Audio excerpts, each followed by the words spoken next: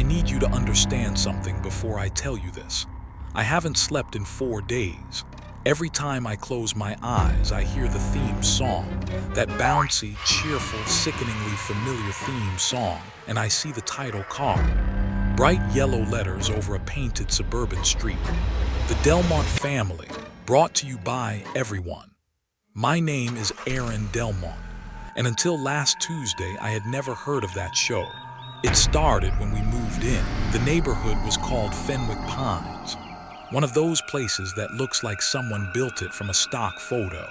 Every lawn the same shade of green, every mailbox the same shade of blue. Every house had a porch light on even during the day. My wife Jenna said it felt too perfect. I told her that's what we were paying for: quiet streets, good schools, a fresh start. We pulled into the driveway around 6 p.m. The neighbors were already outside, all of them, standing on their porches, smiling, not waving, just smiling. I waved first. Nobody waved back. They just kept smiling, eyes locked on us, mouths stretched wide, like they were posing for a photograph that never ended.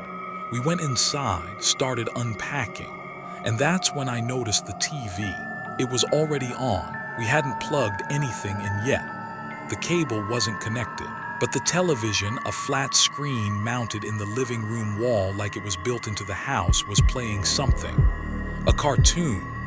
Bright colors, thick outlines, a suburban town that looked familiar, too familiar. The houses, the lawns, the mailboxes. It was Fenwick Pines, animated. And there, walking up the cartoon driveway of the cartoon version of my house, was a cartoon family. A man, a woman, a little girl. They looked like us. The man had my jaw, my hairline, my exact posture. The woman had Jenna's glasses and the freckle pattern on her cheeks. The little girl had Sophie's pigtails, Sophie's shoes, Sophie's gap-toothed smile. The cartoon family walked inside. A laugh track played. The cartoon version of me said, "Honey, I think we're going to love it here." The laugh track played again, but nobody had told a joke. I turned the TV off, unplugged it. The screen stayed on for 3 more seconds, then faded.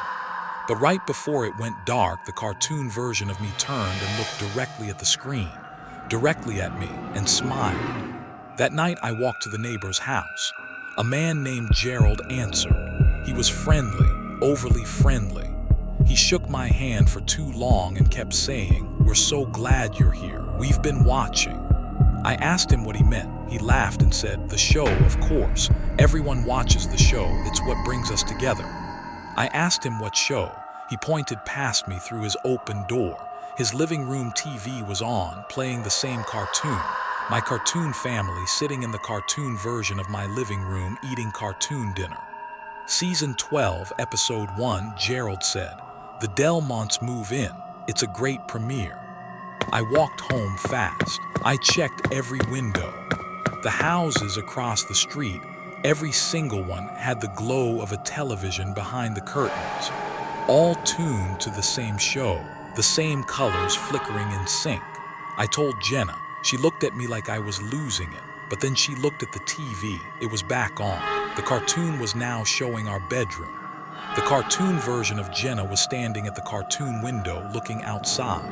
The cartoon version of me was behind her talking. His mouth moved, but the words were wrong. They didn't match what I had just said. They matched what I was about to say. "Something's not right," said the cartoon me. 1 second later, I said the same thing. The laugh track played.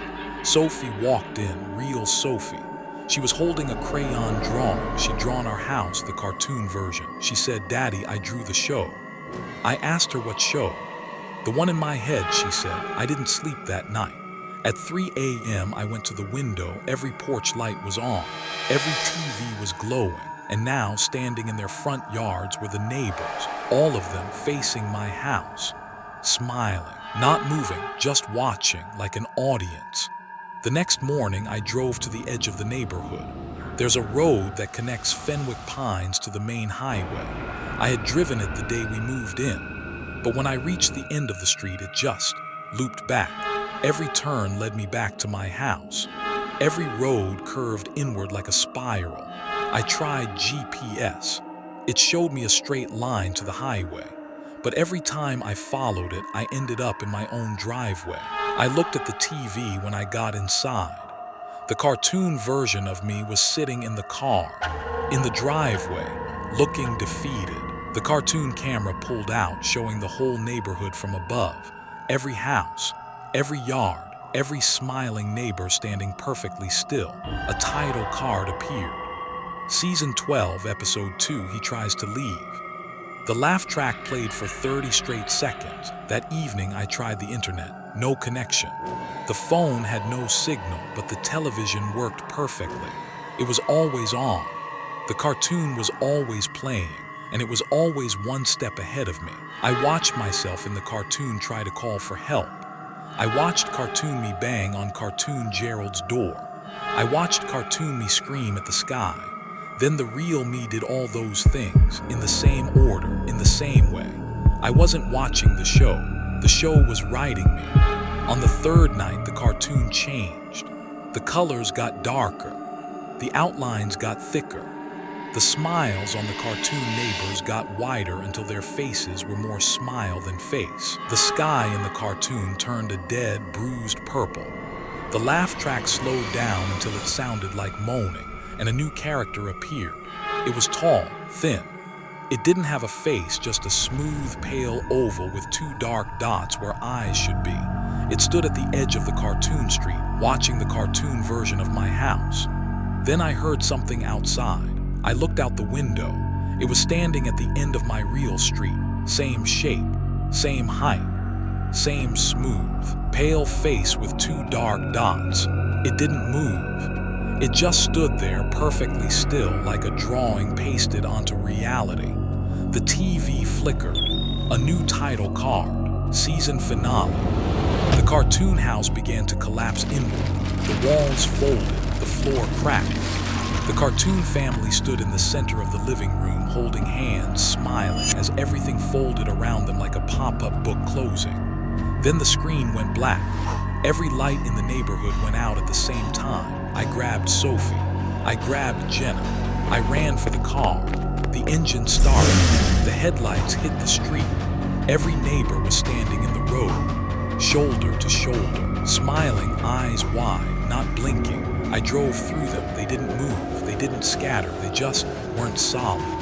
The car passed through them like they were projected onto air. The road opened. The loop was gone. I drove straight to the highway and didn't stop for 3 hours. We checked into a motel at dawn. Jenna fell asleep. Sophie fell asleep. I turned on the motel TV just to check. Static. Then color bars. Then a familiar neighborhood. Bright colors. Thick outlines. A new family pulling into a driveway. A new cartoon man stepping out, looking around, smiling. A title card appeared. The Harmon Family, Season 1, Episode 1. I turned it off, but as I lay down, I heard Sophie whisper in her sleep, "Daddy, the show isn't over, they just changed the channel." I looked at the motel window. Outside, across the parking lot, a man was standing under a streetlight, smiling, not moving, just watching.